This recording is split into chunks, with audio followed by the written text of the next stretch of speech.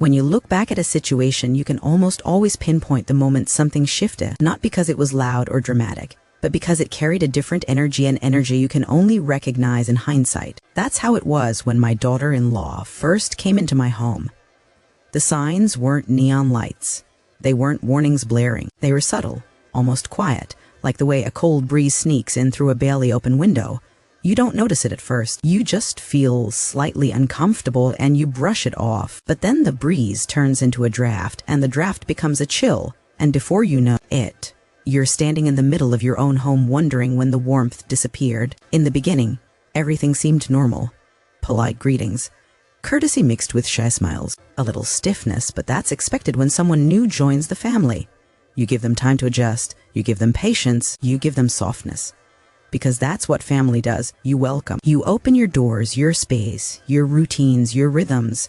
You want them to feel like they belong. And I did all of that naturally, genuinely, because that's who I've always been. But belonging and entitlement are two different things. One is earned, the other is demanded. And the shift between the two doesn't happen overnight. It happens quietly, gradually, drip by drip, until the bucket overflows. The first sign was small, so small that if someone had pointed it out to me at the time, I would have laughed and said they were reading too much into it. It was the way she spoke about the house. A comment here, a remark there. Just little observations that sounded harmless on the surface. She'd say things like, the living room would look better if the furniture was rearranged this way, or this color on the wall is a bit outdated, or you should really modernize this space. And I would nod, thinking she was simply sharing opinions, because that's what people do. You talk. You exchange thoughts. You comment on things around you. But there was something underneath her tone, something subtle and sharp, like her words weren't suggestions but assessment, like she wasn't describing the home she was visiting, but the home she was mentally reassigning. Still, I brushed it aside. When you're someone who naturally gives people the benefit of the doubt, you don't assume intentions. You assume innocence. You assume goodwill. And that's not a mistake, that's kindness. But sometimes kindness blinds you to patterns you should notice. Then came the way she moved around the house. Again, nothing loud. She wasn't rude or defiant. She didn't stomp around or make a scene. It was how comfortable she became too comfortable too quickly. She'd open drawers without asking. She'd rearrange things on the shelves, because it looks better this way. She'd bring in little items and place them in corners of the house as if she was testing the space. Claiming inches before attempting to claim feet. There's a difference between making yourself at home and behaving like the home is already yours. And she didn't understand the difference, or maybe she did and simply didn't care. Still, I didn't say anything. I thought she was just trying to help. I thought she was trying to contribute. I thought maybe she loved home decor and this was her way of bonding. I talked myself into being patient, being gracious, being open, because when you love your family, you justify things that unsettle you. You excuse behaviors that make you pause. You tell yourself it's not worth creating tension. But the truth is, silence is not peace. Silence is delay, and delays allow certain people to believe they have permission to take more. The next signs were emotional, not physical. You can always feel when respect begins to thin, when someone no longer sees you as the person who built the foundation, but as someone standing in the way of what they want. She began interrupting me mid-sentence more frequently. Suddenly, my decisions seemed to need her approval. She'd question my routines, my choices, my traditions. She'd roll her eyes subtly during conversations, not dramatically enough to confront, but clearly enough to feel. And this is where a lot of families go wrong. They wait for disrespect to become loud before addressing it. But disrespect doesn't start loud. It starts in whispers. It starts with glances, tones, dismissive gestures. And if you're someone who values harmony, you keep telling yourself it's nothing, it's fine, don't overreact, let it go, because you don't want to be the difficult one. You don't want to be the overly sensitive one. You don't want to be the person who creates friction. But when you're the one who built the home, who carried the burdens, who held the family together through storms and seasons, you feel the shift more deeply than anyone else. You know when something is off. You know when someone is walking into your space with an energy that isn't gratitude, it's ambition. One day, I noticed she had begun referring to rooms in the house, not as your living room or this kitchen, but as our space. At first, it sounded sweet, family-oriented, but there was an undertone, a quiet, creeping repositioning of herself. It was no longer the home she was visiting. It was the home she was gradually inserting herself into. And still, I tried to remain gracious, because that's what years of handling life with grace teaches you. Pause before reacting. Observe before assuming, breathe before responding. But even with all that grace, I couldn't ignore what was unfolding. Then came the subtle power plays again. Nothing explosive. She wouldn't ask for permission, she would just do. She'd host small gatherings without mentioning it ahead of time. She'd speak on behalf of decisions that weren't hers to make. She'd take credit for things she didn't contribute to. It was as if she was rehearsing for a role that wasn't hers to play.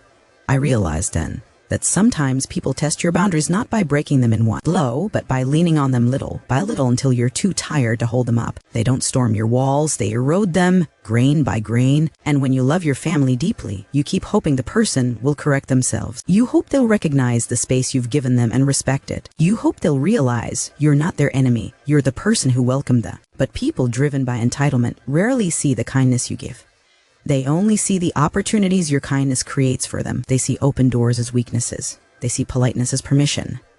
And the more you tolerate, the more they assume. The breaking point for me wasn't a single comment or action. It was the accumulation of small things, the buildup of subtle disrespect layered over time. It was the moment I realized she wasn't misunderstanding the space she'd been given. She was calculating how to replace me within it. She treated my history as her future. She saw the life I built as something she deserved. She saw a home filled with stories, sacrifices, memories, and she didn't see legacy, she saw property. And that's when everything became clear.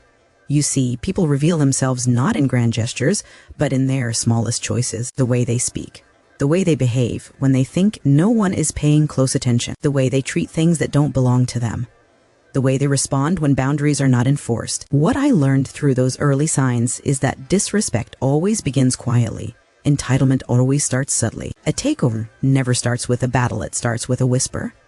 And those whispers were all around me. But the most powerful part of this entire experience wasn't recognizing the signs. It was realizing that the signs were never the real issue. The real issue was that I had stayed silent long enough for her to believe she had the right to rewrite the story of my own home.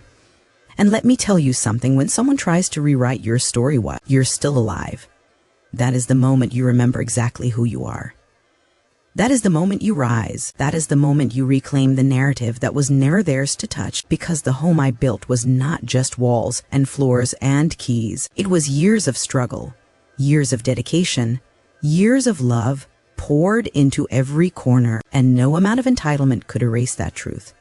So yes, the signs were small, the signs were quiet, but they were there, and recognizing them was the beginning of everything that came after, because every story of confrontation, every moment of empowerment, every act of reclaiming your life always begins with seeing the truth you've been trying not to acknowledge. There comes a moment in every story where a line gets crossed, not with noise, but with quiet confidence. A moment when someone mistakes your generosity for weakness and your kindness for surrender. And in my case, that moment began with what I thought was a simple favor, something small, something done with love, something offered the way family offers help, because that's just what we do. You give not because you expect something in return, but because it feels right.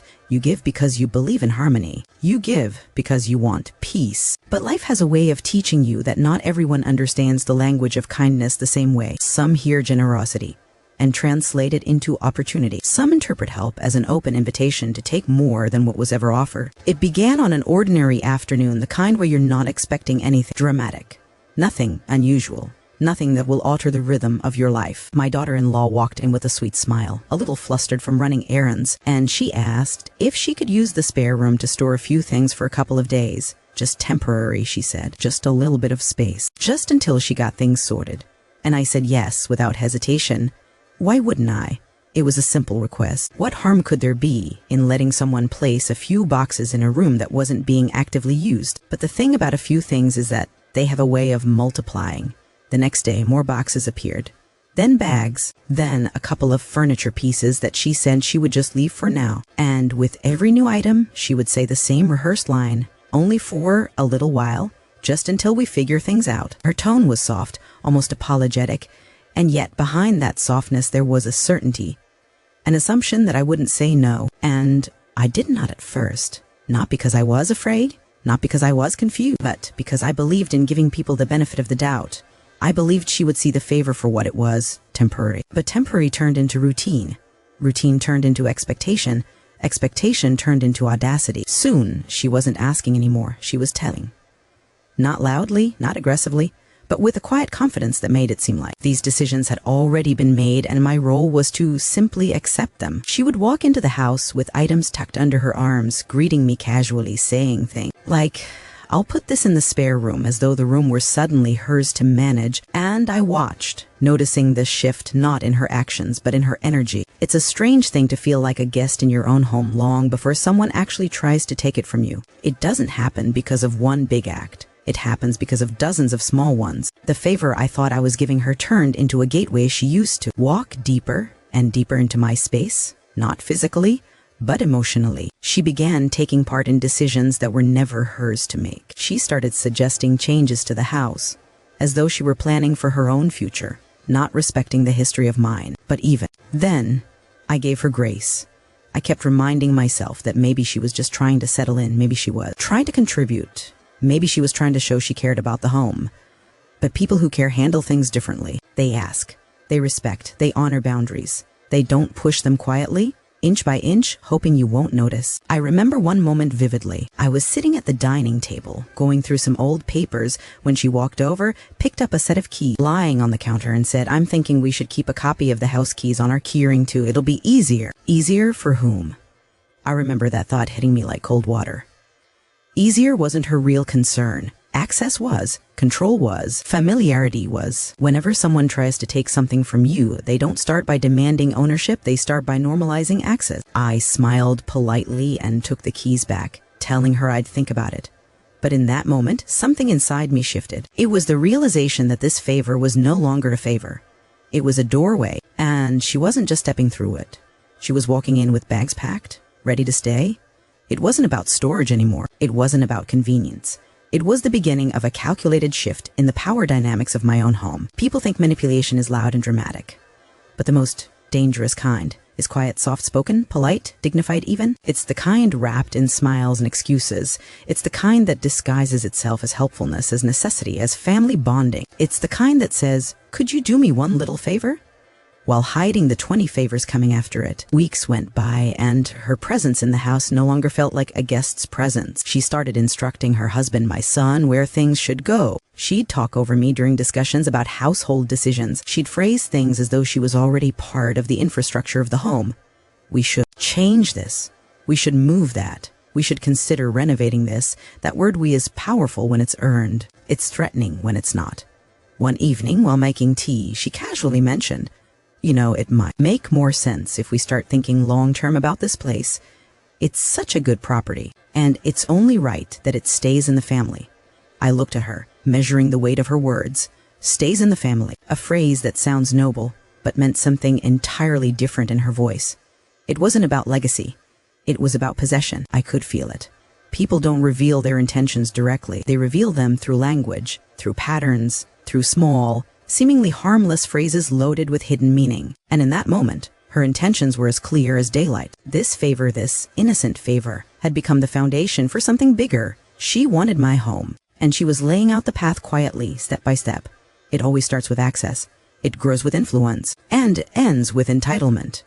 I continued watching as the attitude shifted further. Suddenly, she began hinting at problems in her own living situation. Little complaints about their apartment, little comments about things being tight financially.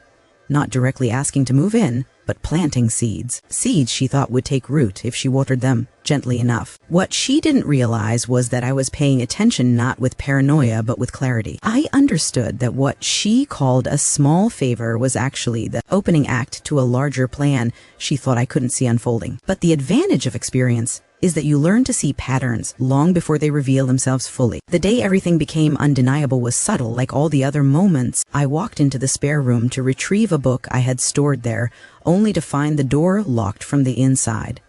Locked in my own home. When I asked her about it, she acted surprised, like it was nothing. "Oh, I just locked it because we have some of our personal things in there now," she said, with a shrug, as if she had every right to claim privacy in a space that wasn't hers. As if the room belonged to her. as if I was the one intruding. Let that sink in my own house, my own keys, my own rooms, and suddenly I needed permission to enter a part of it. That's the thing about favors. They're supposed to be acts of kindness, not acts of surrender. They're supposed to create goodwill, not open-door policies for someone else's ambition. I realized in that moment that what she wanted wasn't help or convenience. She wanted ownership. She wanted control. She wanted to make herself permanent. She had mistaken my kindness for an opportunity to rewrite the rules of my home. And what she didn't expect, what she never calculated, was that I was not someone who could be quietly moved out of the way. I was not someone who would hand over the life I built just because she smiled while asking. I was not someone who would let a favor become a weapon. But here's what's important. When people try to take more than what you offered, it doesn't happen all at once. It starts with a request disguised as innocence. It turns into dependence disguised as necessity. And finally, it becomes entitlement disguised as inheritance. She truly believed she could manipulate her way into replacing me. She believed that if she made herself comfortable enough, present enough, influential enough, my home would naturally fall into her hands. She thought the favor I gave her was the beginning of my weakness. She didn't know it was the beginning of her downfall. That was the moment everything changed. There's always a moment in every story when the quiet shift becomes loud. Not because the person suddenly changes, but because they finally stop pretending. They reveal themselves not with subtle comments, not with quiet suggestions, not with little shifts in tone, but with a direct action that forces you to confront the truth you've been trying not to acknowledge. And for me, that moment wasn't wrapped in politeness or disguised as a misunderstanding. It came like a slap of cold air, sharp and undeniable. It came on a day that started just like any other. A day where I woke up thinking everything was manageable, everything was containable, everything was still within the boundaries I could control. It was early evening. The sun had dipped low enough to paint the walls in the warm light I always loved. I was in the kitchen preparing tea, humming to myself, grateful for a quiet moment. After a long day, the house felt peaceful, or at least I tricked myself into believing it did. But peace isn't always silence. Sometimes silence is just the calm before someone reveals the storm they've been carrying. I heard footsteps coming down the hallway, steady, almost purposeful. When she walked into the kitchen, I immediately sensed something different. It was in the way she stood, the way she held herself, the tightness in her jaw hidden beneath a practiced smile. She wasn't nervous. She wasn't shy. She wasn't asking for anything this time. She had come with a decision already made. I need the house keys, she said. Just like that. No hesitation, no softness, no attempt to cushion the words. It's time we start managing things more practically. Managing.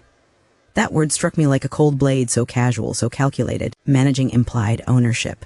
Managing implied authority. Managing implied she believed the house was already hers to oversee. And for a split second, I wondered if I had misheard her. But no, her expression made it clear she meant every word. She wasn't asking. She was claiming. There are moments when the world seems to pause, where your mind races through every previous conversation, every hint you ignored, every red flag you brushed aside. In that instant, everything aligned. The comments about renovations, the furniture she'd moved in, the way she'd started making decisions without including me, the locked door in my own home, all of it had been leading up to this. It's better if I keep the keys from now on, she added, her tone even firmer. It just makes sense. It makes sense. Funny how people who want something that doesn't belong to them always say their desires make sense. They wrap their ambition in logic, so you feel unreasonable for resisting. They try to make you believe surrender is the rational thing to do. That's how entitlement works. It doesn't scream, it convinces. It speaks in calm voices, calculated sentences, and quiet confidence. I placed the teacup down slowly, deliberately, letting the silence stretch long enough for her to feel the weight of her own words. For the first time, I saw something in her eyes, not innocence, not confusion, but expectation. She didn't just think she deserved the keys. She believed I would hand them over. She believed I would fold. She believed the door she had been pushing open for months was finally ready to swing wide. This wasn't just an ask. This was a takeover. You see, people don't demand the final thing they want until they've already taken everything they need to justify it. She had already made herself comfortable in the house. She had already asserted her opinions over mine. She had already claimed space that wasn't hers. Asking for the keys wasn't the beginning, it was the climax. It was the final step in the story she had been weighing in her mind from the moment she first walked in. I took a deep breath and looked at her, fully really looked. And that's when it hit me. She had no fear. She had no hesitation. She felt no shame in demanding something that wasn't hers. Why? Because in her mind, she had already convinced herself that she was entitled to it, that she was securing her future, that she was simply taking what she believed she deserved. But entitlement always makes one mistake it forgets who built the foundation in the first place. I asked her, calmly, "Why do you need the keys?" And that's when the truth came rushing out. Not the truth she intended to reveal, but the truth she couldn't hide anymore. She shrugged, in that casual way people do when they pretend their motives are practical. "Well, eventually this house will be ours.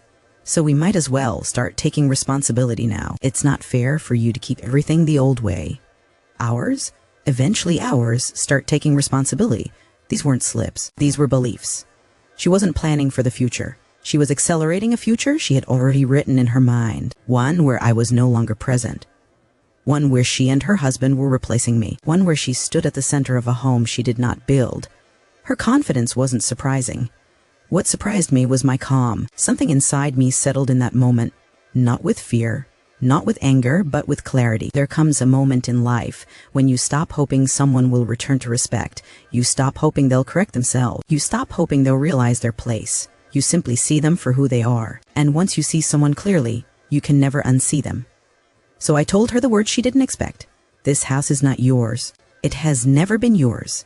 And it will not be yours simply because you decided it. She blinked, stunned, as though she had forgotten that I still had a voice, still had authority, still had the final say. She was so used to my silence, she mistook it for surrender. She underestimated the strength of someone who knows their worth, their history, their sacrifices. She raised her voice, trying to mask shock with righteousness. "Why are you making this difficult? We're family. We deserve security. We deserve stability. This house belongs to the future generation, not one person." It wasn't about security. It wasn't about family. It wasn't about generations. It was about control. It was about rewriting ownership. It was about placing herself at the center of something she believed she could manipulate. But here is the powerful part of this moment, not her demand, but my clarity. I told her plainly, family is built on respect, not entitlement, and you haven't earned the right to speak about this house as if it already belongs to you. She froze. That was the first time she had been confronted directly. The first time someone told her no without cushioning it, and entitlement hates the word no more than anything else. She tried again, but now the mask was slipping. You can't expect to run everything forever. It's time things change. It's time we step in. We step in. She wasn't just asking for keys. She was telling me my time was up. She believed she was the new authority. She believed I was supposed to step aside and let her ascend. She believed she could take the throne in a kingdom she never built. In that moment, all the small signs, all the whispers, all the subtle warnings condensed into one sharp truth. This was her attempt to seize control. She wasn't taking over a room or a closet or a storage space. She was taking over the role of a homeowner. She thought the moment I handed her the keys would be the moment she secured her victory. But here's what she didn't know. It was the moment I awakened completely. When a person tries to take something that belongs to you, they always reveal themselves more than they realize. They show you their intentions, their character, their values or lack of them. And when someone shows you who they are, you don't ignore it, you don't soften it, you don't justify it. You face it head on. I didn't raise my voice. I didn't argue. I didn't plead. I didn't defend myself. I simply stated the truth in a tone she couldn't mistake. This house is mine. These keys are mine. And your behavior has made it clear that you do not deserve either access or trust. Her face hardened. Entitlement, when exposed, doesn't apologize, it blames. She accused me of being selfish. She accused me of being controlling. She accused me of not wanting the family to grow. She threw words like darts, hoping one would pierce, hoping I'd second-guess myself, hoping I'd feel guilty enough to back down. But guilt doesn't move a person who finally understands their worth. Shame doesn't sway someone who knows what they've built. Pressure doesn't work on someone who refuses to bend anymore. I watched her unravel, not loudly, but internally. She had expected the keys to drop into her hands like everything else she had silently claimed. She had expected obedience. She had expected compliance. She had expected me to hand over the last symbol of authority in the home. But instead, she watched me reclaim the very power she thought she had already taken. And in that moment, the dynamic shifted completely.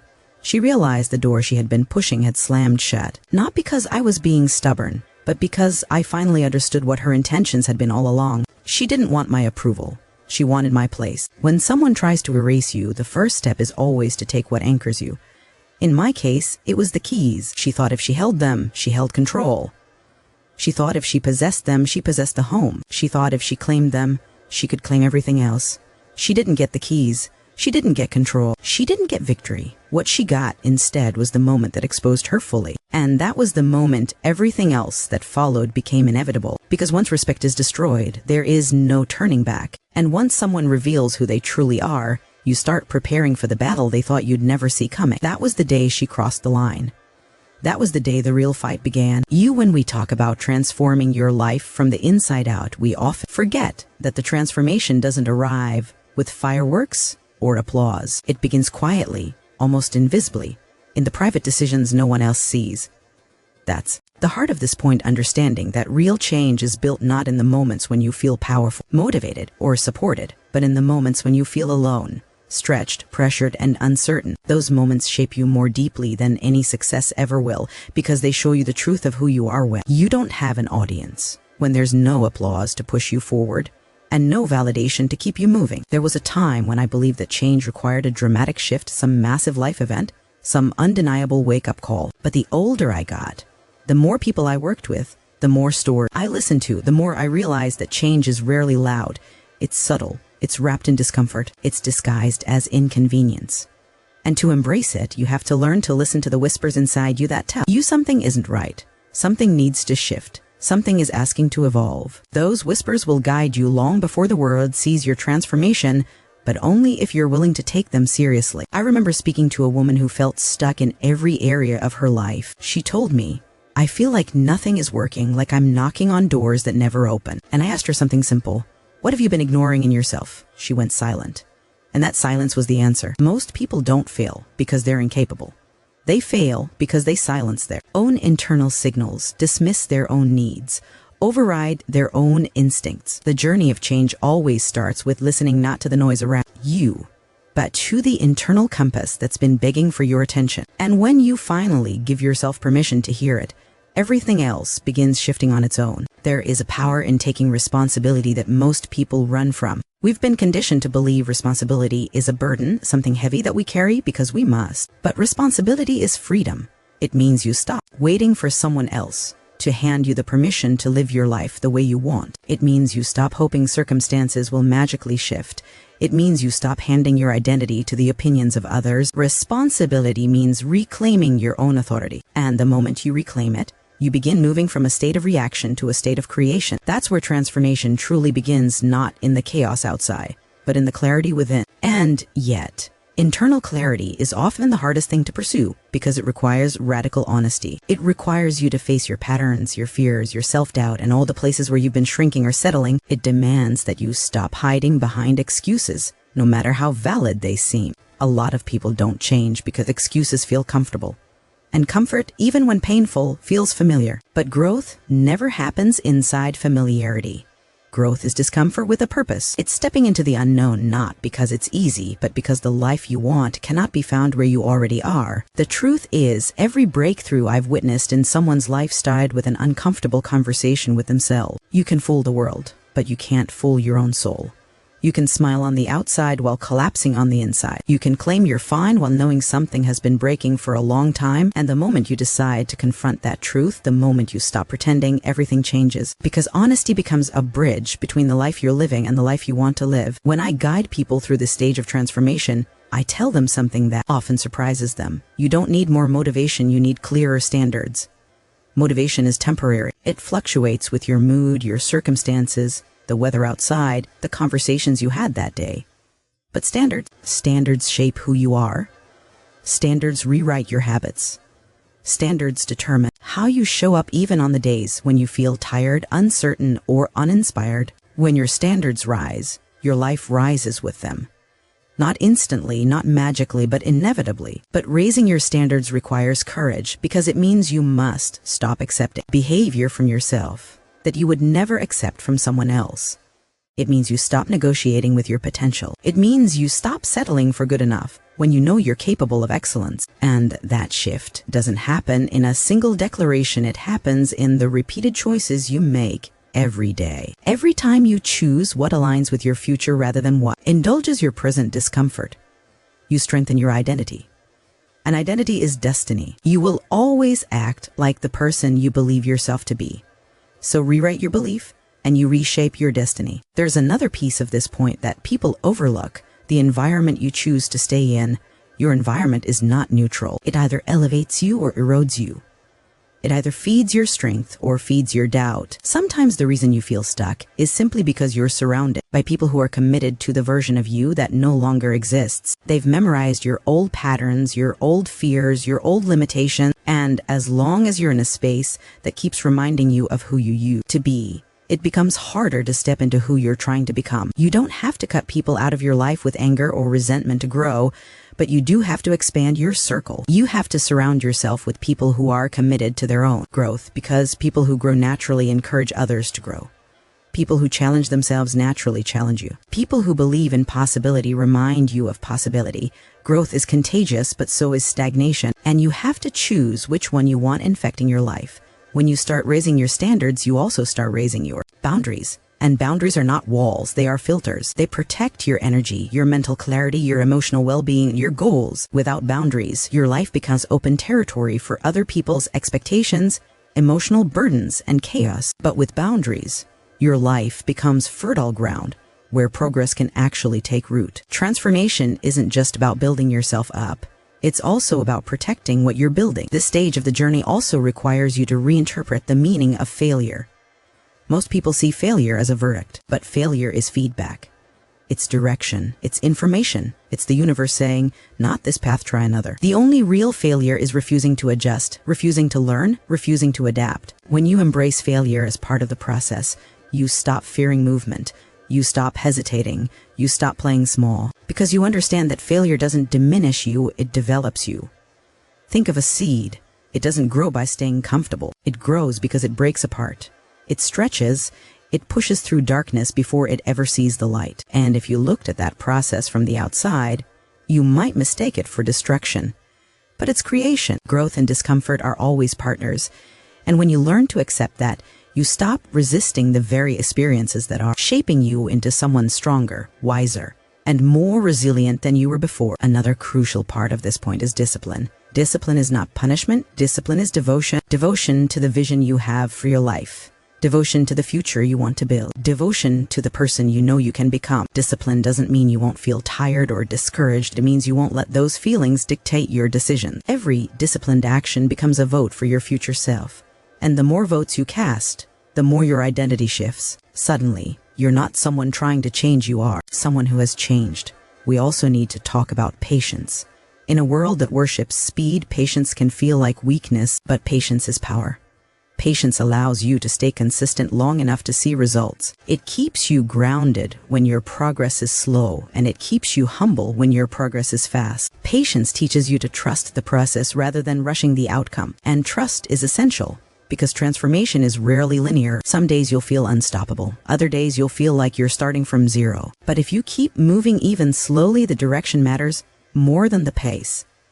You must also learn to celebrate small victories, not because small victories are enough, but because they are evidence that you're moving forward. They are proof that your effort is working, even when the big results haven't shown up yet. Celebrating progress doesn't make you complacent, it makes you persistent. It reminds you that change is happening beneath the surface, even if you can't see the full picture yet. And then there's gratitude.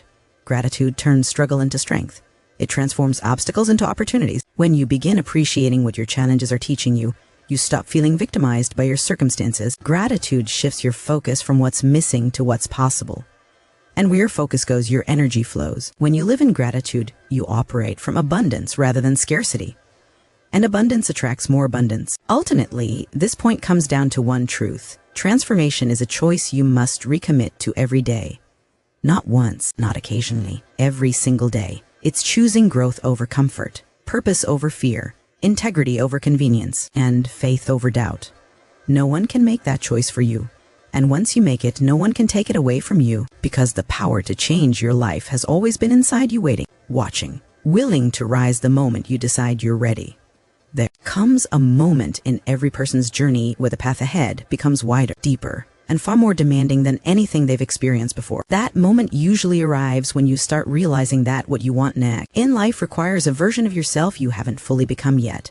It's the moment when desire alone is no longer enough. Intention alone is no longer enough. Even clarity, discipline, and courage aren't fully enough unless you pair them with one thing: commitment. Commitment at a level most people never reach. Commitment that doesn't collapse when circumstances change, when people disappoint you, or when the plan you built so carefully starts falling apart right in front of you. This is the stage where you learn what it actually means to follow through, not because it's easy or convenient, but because your future depends on it.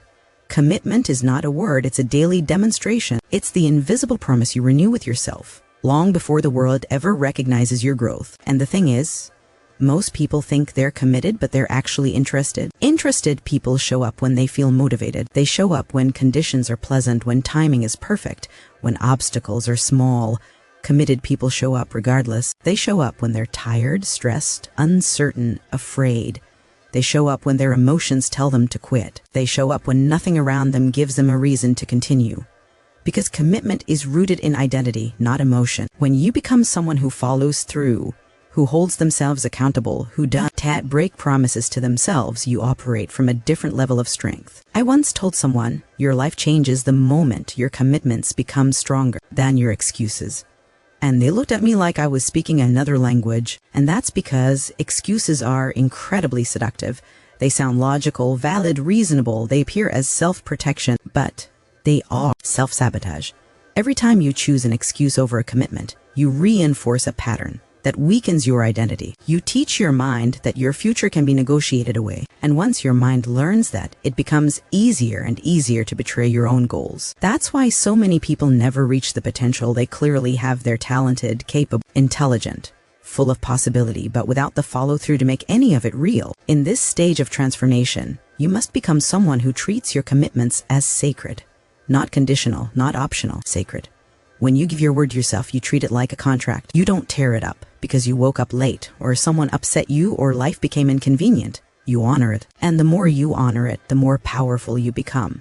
You begin trusting yourself in a way many people never experience. And self-trust is one of the greatest forces behind long-term transformation, because when you trust yourself, you stop fearing the unknown. You stop doubting your path. You stop seeking external validation. You move with a quiet, steady confidence that comes from knowing you can depend on the one person you can never escape: yourself. Commitment also means embracing consistency.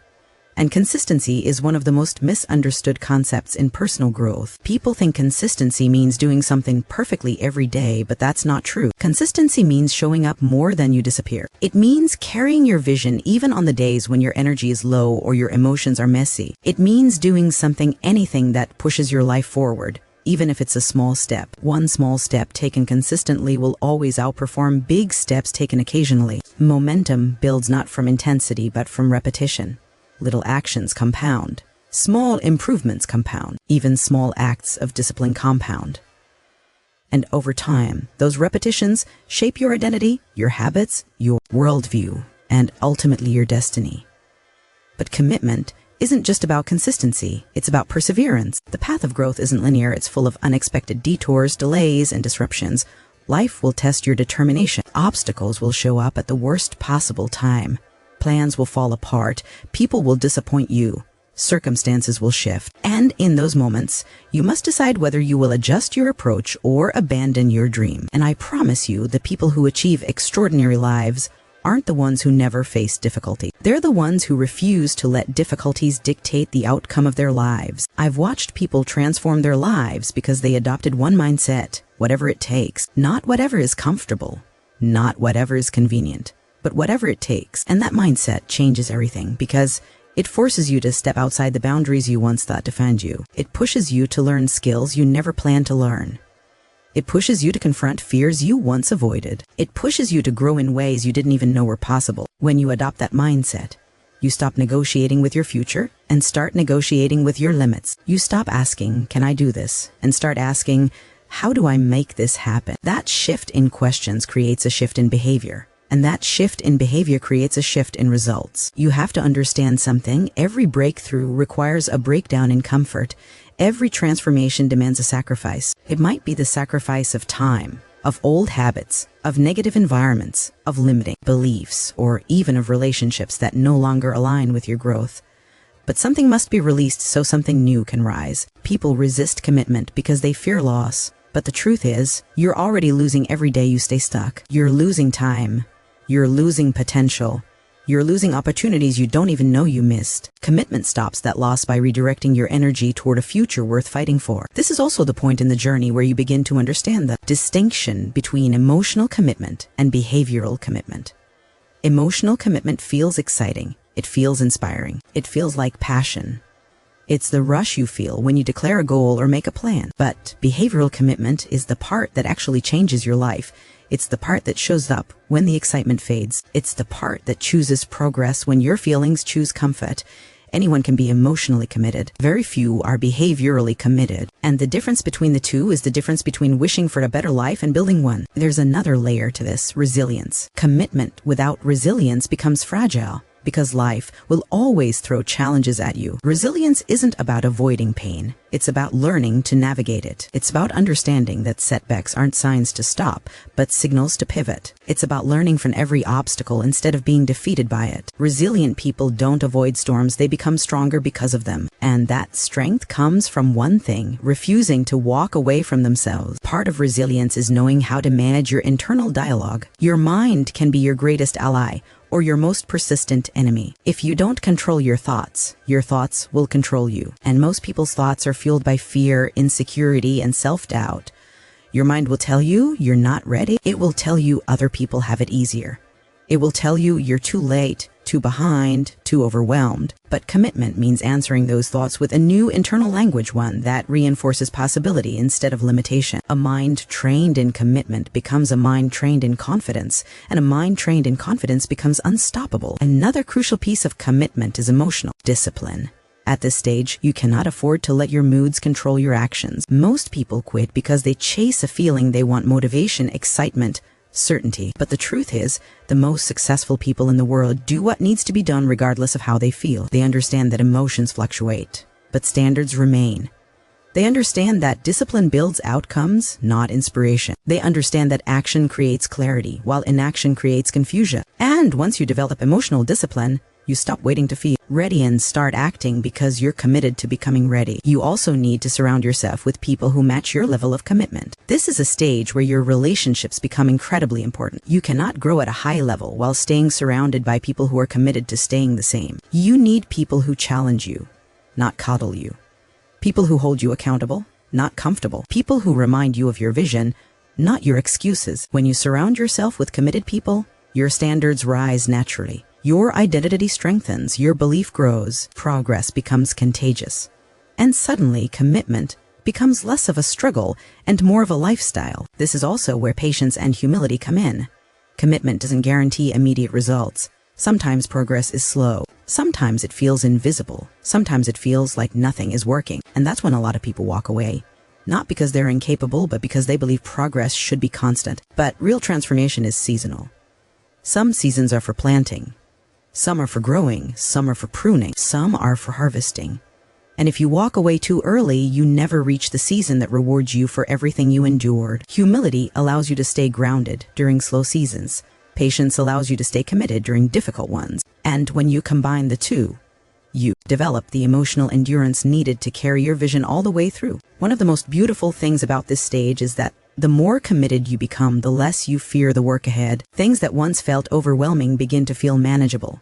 Challenges that used to intimidate you become opportunities. You start trusting your ability to handle difficulty. You start seeing yourself as capable, resourceful, resilient. And when that shift happens, life opens up, because the moment you start believing you can handle anything, you stop fearing everything. The truth is, commitment is the bridge between where you are and where you want to be.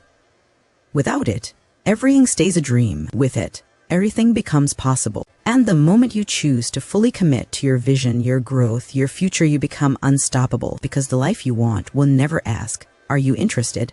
It will always ask, "Are you committed?" There comes a moment in every story where the truth stops hiding. It stops whispering. It stops waiting for permission. It steps out into the open, bold and undeniable. And when that moment comes, it doesn't matter how carefully someone tried to manipulate the narrative, how deeply they believed they could get away with it, or how many people they convinced along the way. The truth has a way of shifting the room. It changes the energy, it exposes intention, and it delivers consequences no one can outrun.